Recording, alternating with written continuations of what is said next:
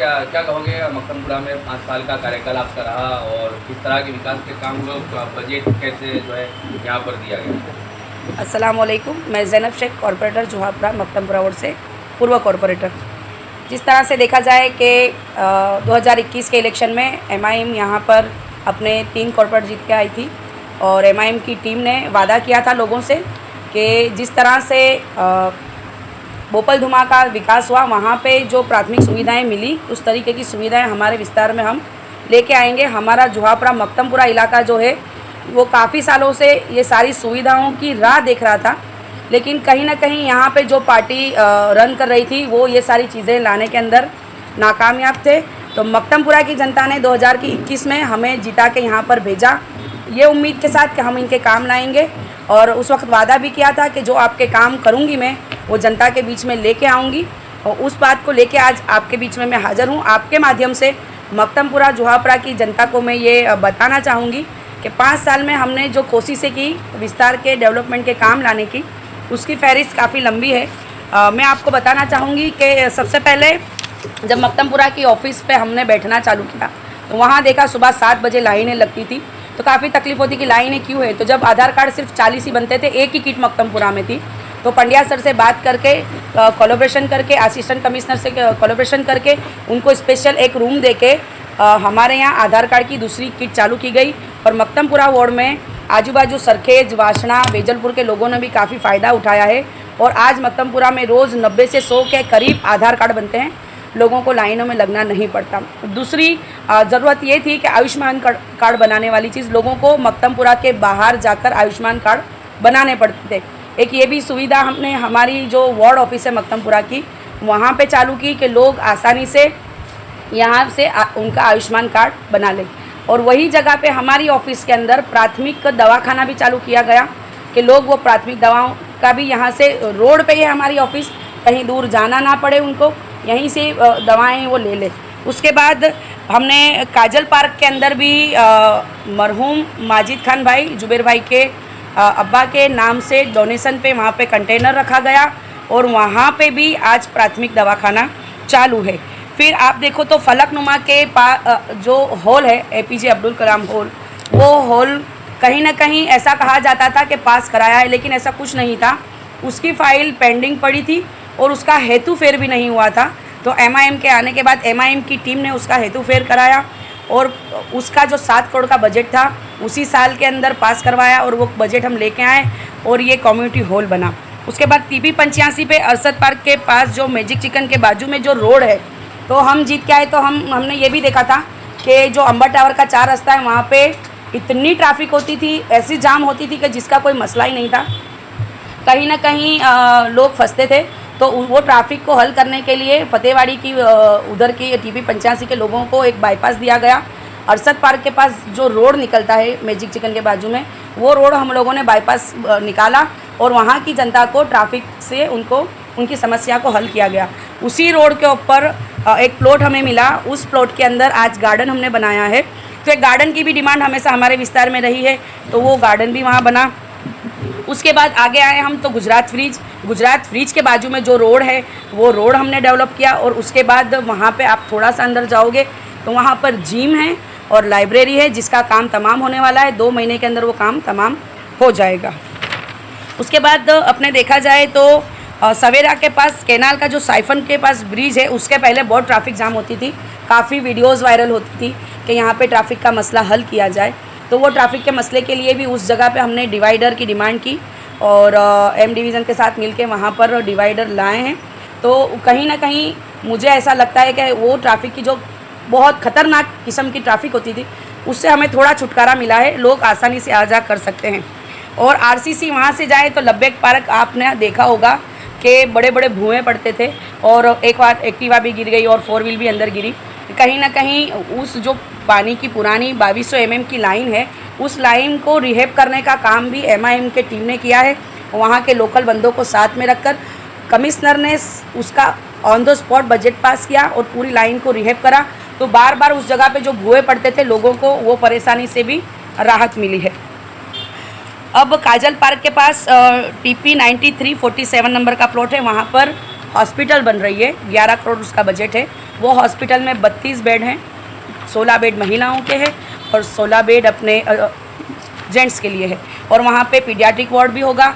वहाँ पर लोगों को जो हमारे विस्तार में डॉग बाइट्स के लिए जो रस्सी मिलती है कहीं नहीं थी, तो हमें सरखेज या वीएस जाना पड़ता था, लेकिन वो रस्सी भी वहीं अवेलेबल होगी।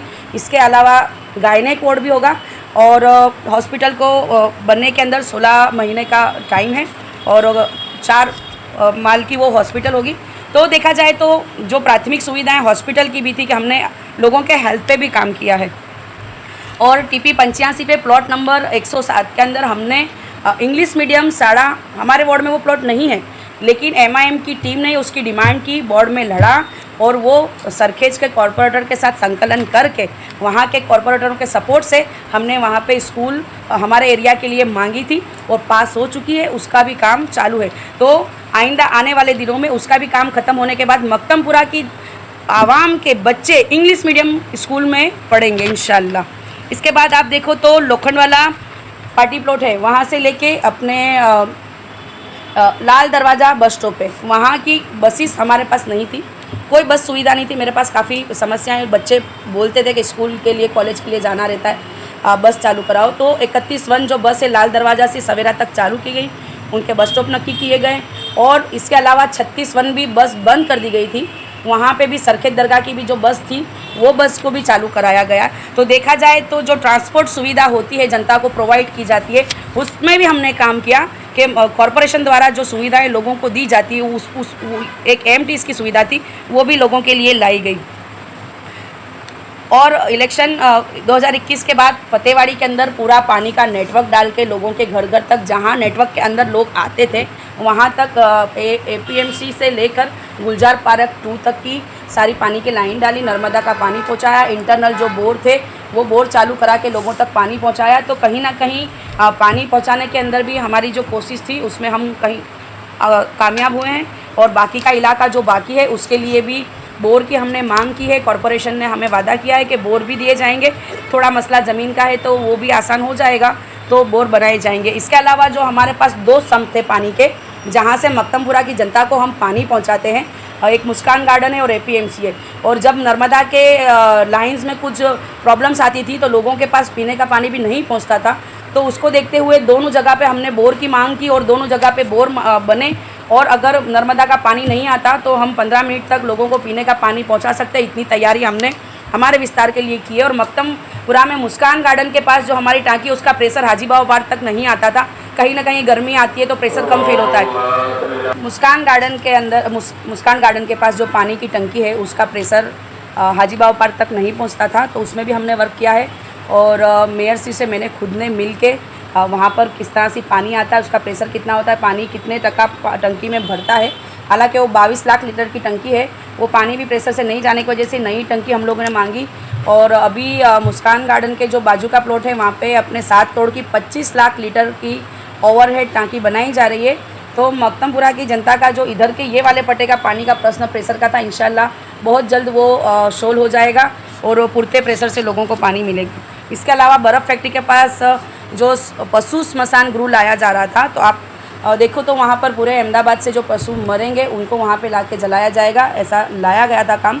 लेकिन एमआईएम की टीम ने उसका विरोध किया और उस विरोध करने के बाद उस ज़मीन पे डेवलपमेंट का काम मांगा। वहाँ पे भी ओपन पार्टी प्लॉट पास हो चुका है और उसका बजट भी पास हो चुका है। वो काम फ़िलहाल टेंटेशन के अंदर है, तो बहुत ही जल्द मक्तमपुरा की जनता को एक खुला पार्टी प्लॉट मिलेगा, उसका भी उनको फ़ायदा हासिल होगा। संकलित नगर का जो ड्रेनेज पंपिंग स्टेशन है काफ़ी पुराना था, बरसों से पानी उठाने की उसकी कैपेसिटी नहीं थी, तो वो पंपिंग स्टेशन पूरा अंदर जो मोटरें हैं और जो पैनल हैं सारी, वो सारी मोटर और पैनलों को नया करा गया ताकि बरसात के बाद पानी यहाँ पर भरे नहीं और लोगों को कोई आपदा ना हो। इसके अलावा आप देखें तो जो रोड का लिस्ट है कि जो रोड क्लियर थे हमारे हाथ में, जब हम बना सकते थे, जहाँ पे कोई टेक्निकल मुद्दे नहीं थे, वांधा बचका नहीं था, ऐसे रोड मैं आपको गिना सकती हूँ कि जुहापरा से 3 बत्ती तक का रोड बना, भारत पार्लर से जेवड़ तक का रोड बना, देना बैंक है वहाँ वाला जो लवली पार्क वाला जो रोड है वो गुडलट तक का बना, प्रेरणा सोसाइटी के अंदर भी जो रोड जाता है वो भी टीपी है, वो रोड बना, एफडी स्कूल वाला जो रोड है वो रोड बनाया गया, गुलजार पार्क से फतेहवाड़ी तक का टावर तक का जो रोड है वो रोड भी बनाया गया।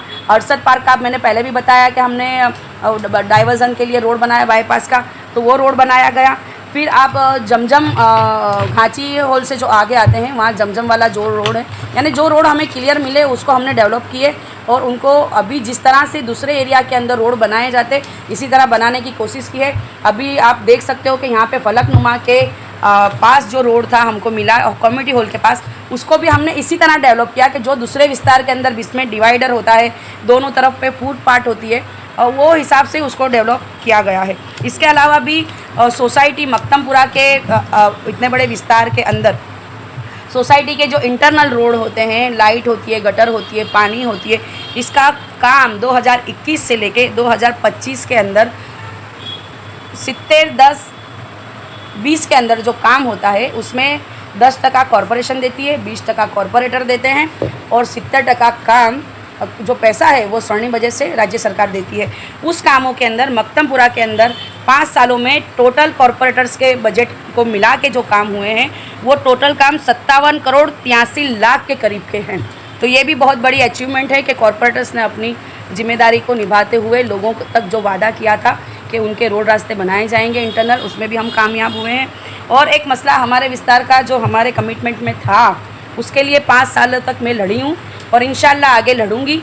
जो मेरा कैनाल का मसला था एज इट इज़ है, उसके लिए जो राज्य सरकार से मुझे बात करना है, जो डायलॉग करना है, कहीं पे भी जाके लड़ना है, इंशाल्लाह मैं कमिटमेंट करती हूँ कि आइंदा के सालों में जिस तरह से दूसरे इलाकों के अंदर कैनालों को डेवलप किया गया है वही तरीके से हमारी कैनाल को भी डेवलप किया जाए। और उसके पहले वहाँ पे जाली लगाने की बात रखी है और वो बात चल रही है। राज्य सरकार को ये बजट राज्य सरकार का काम है और राज्य सरकार ही करेगी। तो कहीं ना कहीं कॉरपोरेटर होने की वजह से मेरा एक पावर है, वो ऐसा लगता है मुझे कि ये सरकार सुन नहीं रही है, लेकिन एज अ कॉरपोरेटर अपना जितना ताकत लगेगी लगा के इनसे ये काम कराने की कोशिश मैं करूँगी और इंशाल्लाह आइंदा आने वाले 5 सालों में ये काम हम कराएंगे। दूसरा सबसे बड़ा हमारे मक्तमपुरा का अभी एक प्रश्न है आरटीएस का, आपने देखा होगा उसकी काफ़ी सारी लड़ाइयाँ हुई, सोशल एक्टिविस्ट सामाजिक आगेवानों ने वो लड़ाइयाँ लड़ी है और वो लड़ाई के अंदर हमारे राकेश भाई ने भी अनशन पे बैठे थे, भूखे प्यासे बैठ के मक्तमपुरा की जनता के लिए, जब तो ये कोई इलेक्शन भी नहीं था ना कुछ काम ऐसा था, फिर भी निस्वार्थ भाव से हमारे बीच में आके हमारे लोगों के लिए इन्होंने आंदोलन भी किया था। तो अभी वो काम स्टॉप है और हम वादा करते हैं कि आइंदा आने वाले दिनों में भी उस काम को इंशाल्लाह करने नहीं दिया जाएगा। और उस ज़मीन के अंदर हम लोगों ने बच्चों के खेलने के लिए मैदान, पानी के लिए वाटर सम और गार्डन की मांग की है और हमारे विस्तार में कब्रिस्तान भी नहीं है, तो इंशाल्लाह हो सकता है वहाँ पर अगर राज्य सरकार और कॉरपोरेशन मिलकर उसको नीम करे तो हम कब्रिस्तान के लिए ज़मीन को नीम कराएंगे। तो जैसे पापा कैनाल की बात करने में आ रही है, तो कैनाल का जो बजट है वो बार बार वापस जा रहा है। 3 करोड़ का कुछ बजट पास हुआ था कि कैनाल को छोटी करने के लिए बड़ी करने के लिए, तो उस पर अभी तक काम क्यों नहीं हुआ और नहीं हुआ और बजट बार बार वापस जा रहा है। तो चारों में से एक भी कॉरपोरेटर ने क्यों धरना नहीं दिया, क्योंकि उसके लिए आगे आवाज़ नहीं उठाई। ये टेक्निकल मुद्दा है, बहुत अच्छा प्रश्न है कि लोगों में हमेशा कैनाल के ये जो 3 करोड़ का जो बजट था इसका प्रश्न होता है कि बजट आया था और कहाँ गया। ऐसा नहीं है, ये ज़मीन जो कैनाल है ये सिंचाई की कैनाल है कि जो खेडूत होते हैं उनको यहाँ से खेती करने के लिए पानी पहुँचाया जाता है और वो जिम्मेदारी राज्य सरकार की है। लेकिन उस राज्य सरकार के काम में कॉरपोरेशन ने हस्तक्षेप किया था और ऐसा बोला था कि ये कैनाल हमको सौंप दो, कॉरपोरेशन को सौंप दो, तो हमको सौंप देंगे तो हम उसको डेवलप करेंगे। जैसे एक सादी भाषा में मैं आपको समझाऊं कि अगर किसी का मकान है तो उसके अंदर हम उसकी इजाज़त के बिना जाके उसको डेवलप नहीं कर सकते, या हमको उसको ख़रीदना पड़ेगा या उसको कुछ तो हमको ऐसा लिख के देना पड़ेगा कि वो मकान वो मुझे सौंप रहे हैं भाड़े से या बेचान में, तो मैं वहाँ पे अपना जिम्मेदारी हर किस्म की मेरी आ जाएगी। और कॉरपोरेशन को सिंचाई का काम करने की उसके पास कोई इंजीनियर नहीं है, कॉरपोरेशन ब्रिज के काम कर सकती है। तो कॉरपोरेशन ने ऐसा बोला था कि हमको ये सौंप दिया जाए तो हम इसके ऊपर ब्रिज बनाएंगे। तो ब्रिज बनाने के लिए जो छोटा ब्रिज बनता है कॉरपोरेशन द्वारा हमने 2021 में बजट मांगा था तो कॉरपोरेशन ने दिया था, लेकिन मेन आटी-गुटी ये थी कि ये जगह राज्य सरकार की थी, कॉरपोरेशन वहाँ जाकर अपना बजट इस्तेमाल नहीं कर सकती, तो वो बजट उस वक्त वापस हुआ था कॉरपोरेशन को और राज्य सरकार ने हस्तक्षेप करने नहीं दिया। उसके बाद जब ये जर्जरित होने लगी, वो बहुत उसके नाम की प्रॉब्लम्स क्रिएट हुई, बूमें पड़ने लगी, उसके बाद राज्य सरकार ने ये सिंचाई विभाग ने इसको SSNL में सौंप दिया। यानी पेपर्स पे कोई कैनाल के पेपर्स इनके पास नहीं है, कौन सा अधिकारी किसको देगा वो पेपर्स पे कोई बात नहीं हो रही है, वर्बली ये लोग बात करते हैं। और छेल्ले अभी ये कैनाल SSNL के अंदर दे दी गई है, लेकिन SSNL के पास भी ये कौन से साल में बनी थी, किस तरह से बनी थी, अब इसको डेवलप करेंगे तो कैसे डेवलप करेंगे, वो कोई नक्शा ही इनके पास नहीं है।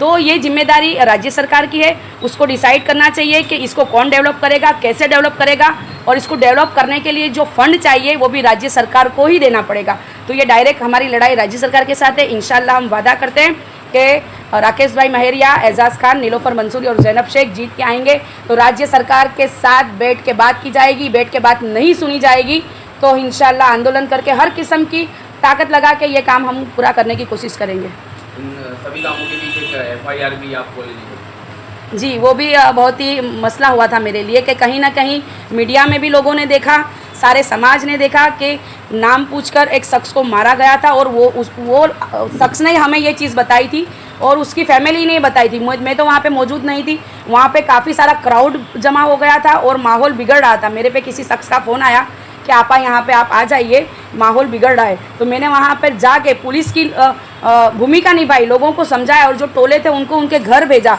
और मैंने खुद ने ही पुलिस को फ़ोन करा और बुलाया कि ऐसा माहौल बना है और ये लोग किसके फैमिली वालों का कहना ऐसा है, तो आप इसके अंदर आइए और हेल्प करें और जो कुछ है उसकी तपास करें।